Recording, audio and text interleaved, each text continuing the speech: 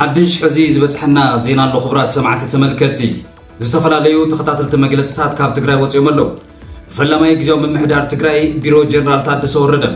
ብዕቱብ ተቃውሞ ዝገልጽ መግለጽ እዩ ተቃውሞ ከም ትፈልጥዎ ድሕሪ ሰዓት ለሙዓንቲ ቦርድ መረጻ ኢትዮጵያ ኣብ ልዕሊ ትግራይ ዝወሰነ ውሳነም ብዙሕ ሰብ ዝዘራረብ ዘሎን ብዙሓት ድማ ተኸታተልቲ ዝጉዳያት ወይ እውን ዝምልከቶም ኣካላት ፖለቲከኛታት ከይተረፉ ኣብ ሓደ መስመር ዘምጽአን መግለጽታት ኮይነሎም እዚ ዜና እዚ ምስተሰምዐም ብቀዳምነት ጊዜያዊ መምሕዳር ትግራይ مقصد لما خلقوا تدبات بوليتيكا مجلس زوج سخون كلهم بايتكيتا تشوردا زمرح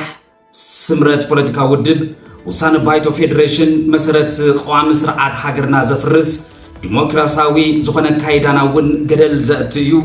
زي شباب بدزي بقولتوف جويبل منجستون أبز قدايزي قبل تحرير مجلس زوج سخون كلهم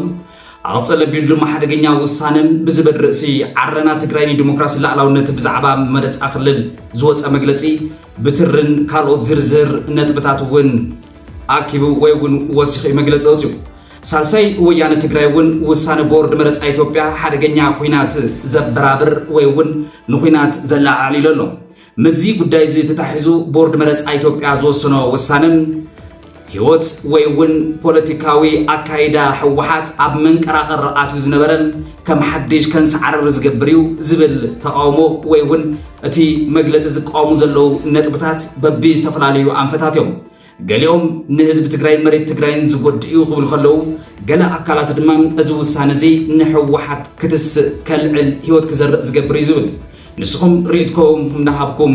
صعبونا بزرزر اتمجلسي من انتهي بلون كنسمعكم هنا ازت راح يكون سلف بلصقنا ون ابزك كايدا اخيبا زوسنه وسانه دما فيط الله زي وسانه ود بلصقنا استملكته ون اب علاو ገጹ بمجلسي اوصيولو مخانو سلف بلصقنا انتهي يدزلو حزي كابناتنا فورم ناباخم كنبلوينا حايلታት ደገፍ حجز دارفور ካለ ከተማ መቆጽጻር ውን አፍሊጦሎ زي بجنرال حمدان داغلو حمدتي زمرح حيلي كالوت ختماتات دارفور كم استقصاصره فلطولنا يلولو زي حيل RSF كال ذهبو وي وزر خبنا حبريت انت يبل صنحتكم مسانا يكون كنسمعكم هنا سلام تيرسعنا سلام تعني هبلنا خبرات سمعت تملكتناتنا فرم زيناتنا فرم دمص خلي انا حجر تخلي برهاني لايك شير سبسكرايب እንዳገበርኩም ከምውን ሪቶታትኩም ዳጽሐፍኩም ሰዓቡና አባላትናትና ፈረም ክትኾኑ እትደልዩን ጆይን እትብል በተን በመንካ ካብ ሃገር ወፃን ዘለኹም አሓት ሕዋት ማለት እዩ ጆይን ብትብል እንዳነኻኹም አባል ኩኑ ሜምበር ኩኑ ናብ ዝርዝራቶም ክሕልፈኩም እዩ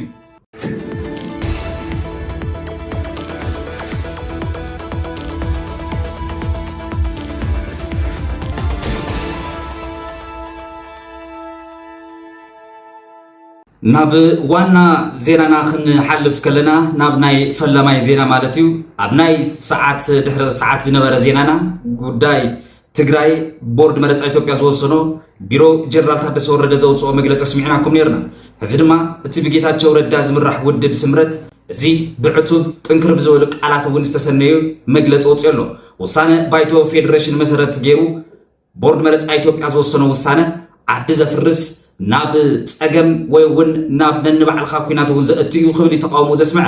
ዲሞክራሲያዊ ስምረት ትግራይ እቲ ባይቶ ጌታቸው ዝረዳ ዝምራሕ ውድብ ማለት እዩ ባይቶ ወከልቲ ወይ ውን ባይቶ ፌደሬሽን ብዛዕባ ምሕዳራዊ ካብታት ዝወሰኖ ውሳነ መሰረት ቋሚ ስርዓት ሃገርና ዘፍርስ እዩ ብምባል ተቃውሞኡ ቅድም ቀዳድም ኣስሚዑሎ እቲ ውሳነ እቲ ናጽነት ትካላት ዝድምስስ ከምኡ ውን ቋሚ ስርዓት ኣልቦነት ዘብስር እዩ ዝበለ እዚ ሰልፍ እዚ ናይ መስተኻኸል ስጉምት እንተዘይተወሲዱ ኣብ መረጻ ኣይንሳተፍን ኢሎሎ እዚ ሰልፍ እዚ ነዚ ዝበለ ሎሚ ሰኒ ለካቲት 16 2018 ዓመተ ምህረት ንብሔራዊ ቦርድ መረጻ ኢትዮጵያን ባይቶ ፌደሬሽን ኣብ ጽሓፍ ደብዳቤ እቲ ፊርማ ኣይተ ጌታቸው ረዳ ዘለዎ ደብዳቤ በፊርማ ዝተሰነየ ማለት እዩ ውሳነ ባይቶ ፌደሬሽን ነቲ ዝከታተሎ ተግባር ምርጫ ቦርድ እዚ ስልጣን ምርጋጽ ወይ አቢዩዝ ኦፍ ፓወር ምዃኑ ያመልክቱ ዘሎ ኣብ ትሕቲ ሕገ መንግስቲ ዓንቀጽ 62 ባይቶ ፌደሬሽን ዝተዋሃበ ስልጣን ተግባር ካብ ትርጉም ሕገ መንግስትን ፍታሕ ክልላዊ ውሳነታትን ኣይሓልፍን ይብል እሞ እቲ ባይቶ ምምሕዳራዊ ሃብታት ናይ ምምዳብ ይኹን ክልላት ካብ ነባር ምምሕዳራዊ ኣወዳድበን ወፃኢ ኣብ ትሕቲ ፌደራላዊ መንግስቲ ናይ ምውሳን ዝኾነ ይኹን ቋሚ ውክልና ከም ዘይብሉ ስምረት ኣብ ደብዳቤኡ ኣገንዚበሎ ዝኾነ ይኹን ውሳነ ክልላት ብመሰረት ሕገ መንግስቲ ዓንቀጽ 48 ክፍታሕ ከም ዘለዎ ዘመላኽት እዚ ሰልፊ እዚ መስርሕ እዚ ከይተዛዘመም እሞ ብዛዕባ ውሳነ ዕላዊ ለውጢ ከይተገበረ መረፃ ፌደራላዊ መንግስቲ ይካየድ ምባሉ ንክልል ምምሕዳር ብጉልበት ናይ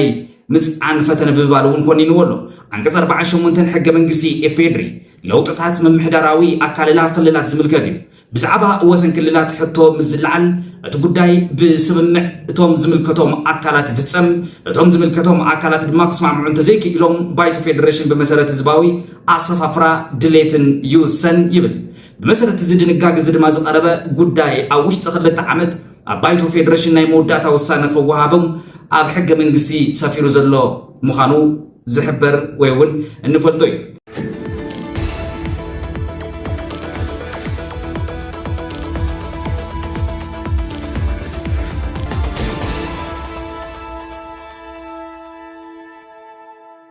أزي كم جلون ده حلو دمام كاب تجراي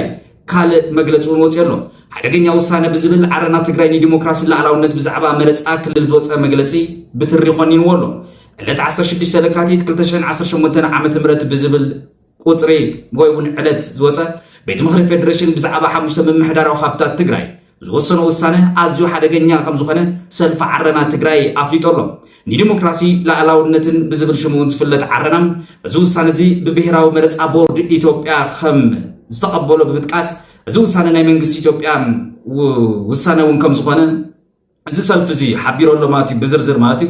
زوم محدراوي كابتات كدم حجي حموش تجزي حقا ومرت خمس تخيل لهم بحقا من قصي استفدت أخوينهم حزق بزي حقا من قصتهم من قدي تنتشلهم مرت كايدو موسانو تبايتو سلت عنو خمس قدفة حقا من قصتها والسنة خمس والسنة عرنا تقرأينا في اللي تقبل عبزوت أو مجلسي بمقصال بمسألة عنك سوسان كلتن قبل أول لك خمتي ودي بوليتيكا سمرت زجلسو حقا من قصتها إثيوبيا سلت عن بيت مخرج فيدريشن استملكتن كال أوت حقا من قصتها ونتبتها تنزل خونقلو تبايتو خاب سلت عن واتساب بمخاد بنبار من محدراوي أو داد باخللات ون أمونغو بمئتاو بزي شراوي ويود ما نحد أكل بموغان زي ملكتو حقا من قصتها زخنا وسانا 5 سنة اتصل في بموقاس ونيو قاليتو زلو عرنا تجراي إذا حرجنا وصلنا زي أبسم من بريتوريا ترجعت أنصار وسلام مرجع زفرز زغاف أبوانت إذا على وصلنا 5 خناون بمتنقعيو عرنا تجراي ديمقراطية لا على النت كاب مقالة مجلس يزوج أم بمحتم مستثنى مجلسي زرعي مالتي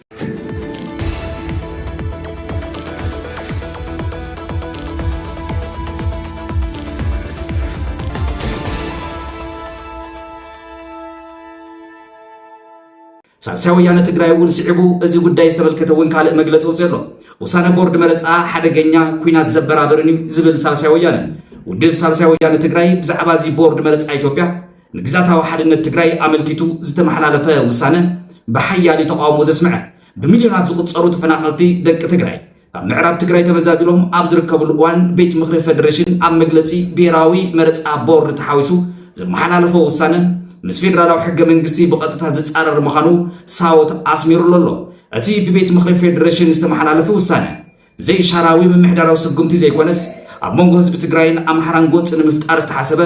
ፖለቲካዊ ውዲት ክብልውን ገሊጹ ወሎ ሳውት اب فيدرالو ስልጣን ዝሐዙ ተካላት ስልጣኖም ንምንዋሕ ኢሎም اب مونغو حزቢ ምስሓብ ንምፍጣር ይጽዕረሎ ብባልውኒው ወቀሱ ዘስመዐን ሳልሳይ ወያነ ትግራይ ودب سالساوي ويانا تجراي نزي زي حقاوي نقول تزبرابر زخانة وسانة بزرع درجة 5 خننو دحر مجلسو نمحبر سبع عالمين دبلوماسياتن فريدمان حبرات أفريقيا حبرات منجستات أمريكا حبرات أوروبا أنكالوت أهجراوي أكلات نسواعي تونا أغربالله زيز أو اعتزدما منجستي إثيوبيا نتجراين كبابيان نبزخف أقول تزأتو سقمتي كموساد نقطب كبلون حيال تغطي جوروني تسوي عزلو زي مجلسي سالساوي ويانا تجراي 24 ساعات أبزي وتسأ بزعبة سلام لتجراي كوينات أيرلن حزبنا نحلون ويدما أب حزبي زاد بمجلسيو وشت 24 ساعات زي ملأ مبلك هالأي مجلسي مخانيو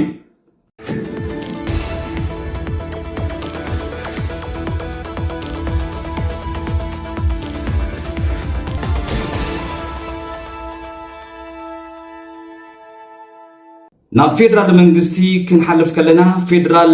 منغستي ويدما افيدري منغستي بممرح درجة زلو ود ببلصقنا حقاون حزباون منغست نمرغغاص انكم مرغاغصي مرصايو كاب مرص اوصاي كالي اماراتي يلن زبل مغلصن كالي اتي بيت مخري بلصقنا ون زكايدو اخيبا استملكت زوصو مغلصلو ቤት ምኽሪ ሰልፊ ብልጽግና ካብ ለካቲት 12 ክሳብ 14 2018 ዓመተ ምህረት ንሰለስተ ተኸታተልቲ መዓልትታት ኣብ አዲስ አበባ መደበኛ ዝኾነ ኣኼባይ ብዓወት ኣካይደ ዛዚመ ኣለኹ ኢሉ ኣሎ። እቲ ቤት ምኽሪ ኣብ መደበኛ ኣኼብኡ ብሰፊሕ ድልው ኮይኑ ዘሎን ሕጂ ድማ ናብ ቀንዲ ምንቅስቓስ ዝኣቱ ዘሎ ሻብዓይ ሃገራዊ መረፃ ቀንዲ ኣጀንዳይ ገይረ እውን ተመያይጠ ኣለኹ ክብል እዩ ዝስዕብ መግለፂ ዘስምዐ። እቲ ሰልፊ ኣብ ዝሓለፉ ሻድሻይ ሃገራዊ መረፃ ንህዝቢ ዝኣተወ መፅባዕ ዝተረከቡ ዓወታት መበገሲ ብምግባር ንሓፈሻዊ ምድላው ናይ ሻብዓይ ሃገራዊ መረፃ ብዕምቆት እውን ገምጊም ኣለኹ እዩ ዝብል። ሰልፊ ብልጽግና ኣብ ፈለማ ለውጢ ሃገር ኢትዮጵያ ንህዝቢ ካብ ዝኣተወ መፅባዕታት ሓደ ኣብ ህንፀት ዲሞክራሲያዊ ስርዓት ዝረአ ዝነበረ ስንክልና ምዕራፍ እዩ ነይሩ። እዚ ኣጀንዳ እዚ ድማ ካብ ቃል ናብ ተግባር ካብ ተግባር ድማ ናብ ተመክሮ ዝሰግር ነዊሕ ጉዕዞ ዘጠቓለለ እዩ ነይሩ። ነዚ ጉዕዞ ብዝተረጋገፀ መንገዲ ንምጅማር ድማ ብዙሓት ተግባራዊ ስራሕታት ቆራጽነትን መስዋዕትን ዝተሰነዩን ስራሕቲ እውን ሰሪሐ እየ። ካብቶም ዲሞክራሲያዊ ስርዓት ዝተሃነፁ ተግባራት ስራሕቲ ድማ ብተቃርኖ ዝጸንሑ ፖለቲካዊ ሓይልታት ናብ ሃገሮም ተመሊሶም ሰላማዊ ቃልሲ ከካይዱ ኣብ ምግባር ሕጋዊ ማዕቀፋት ኣብ ምምሕያሽን ዲሞክራሲያዊ ትካላት ኣብ ምጥንኻርን እውን ዓብይ ግደ ነርኒ ኢለሎ ውድብ ብልጽግና ዘውፅኦ መግለፂ። ሰልፊ ብልጽግና እዞም ሓደሽቲ ባህልታት ንኽጠናኸሩ ትካላዊ መሰረቶም ንኽጸንዕን ንሻብዓይ ሃገራዊ መረፃ ድማ ከም ጽቡቕ ኣጋጣሚን ምጥቃም ኣብ ዝሓለፈ ዓመት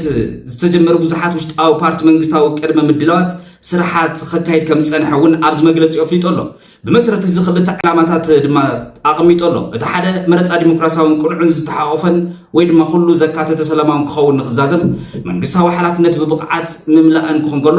እቲ ካልኣይ ድማ እቲ ሰልፊ ወይ እውን ብልጽግና ብሓያል ተወዳዳሪ ብምስታፍ ተዓዋቲ ኮይነ ንምውፃእ እውን እዞም ክልተ ነጥብታት ኣቐሚጠ ዘለኹ ኢሉ ኣሎ ውድብ ብልጽግና ኣብ መግለፂኡ።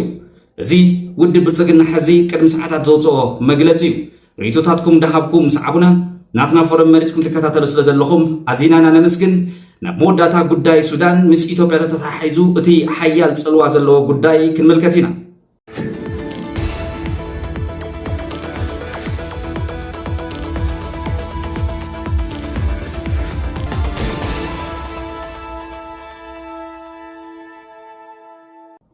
ሓይልታት ደገፍ ሓገዝ ማለት እውን ሓይልታት ቁልጡፍ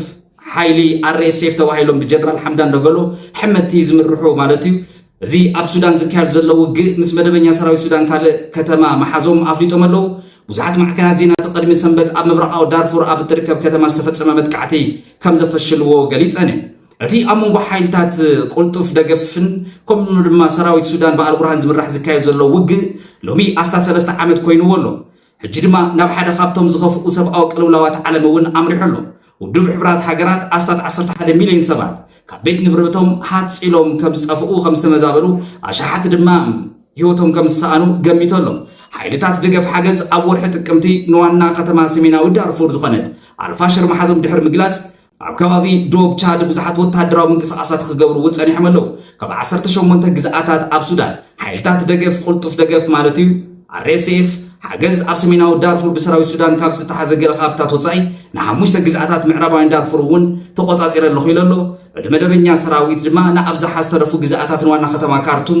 መሓዙ ዝፍለጥ እዩ። ባርከስ ክቡራት ሰማዕቲ ተመልከቲ ናትና ፎረም ንሕዚ ዝበፅሑና እዋናዊ ህፁፃት ዜናታትና እዞም ሰማዕኩም ይመስሉ ነይሮም። ኣብ ሕድሕድ ዜናታትና ዘለኩም ርእቶ ፀሓፉልና ላኣኹልና። ዜናታትና እንዳመረፅና ናባኹም እነብሎም ንዓኹም ክቡራት ተመልከቲ ሰማዕቲ ናትና ፎረም ይምጥንዮም ኢልና እናሓስቦም ኣብዚ ሕጂ ሰዓት ኣብ ኢትዮጵያ ኣብ ትግራይ ኣብ ቀርና ኣፍሪቃ ኣህጉርና ኣፍሪካ ኣብ ዓለም ለኸ መን እንታይ ብለሎ እንታይ ይካየደሎ ፅፁይን ንፁርን ሓበሬታ ንምሃብ እዩ። ስለ ዝሰማዕኹምና ስለ ትከታተሉና ኣዚናና ነመስግን። መሊስና ብኻሊእ ሓበሬታ ክሳብ ንረኸብ ሰላም።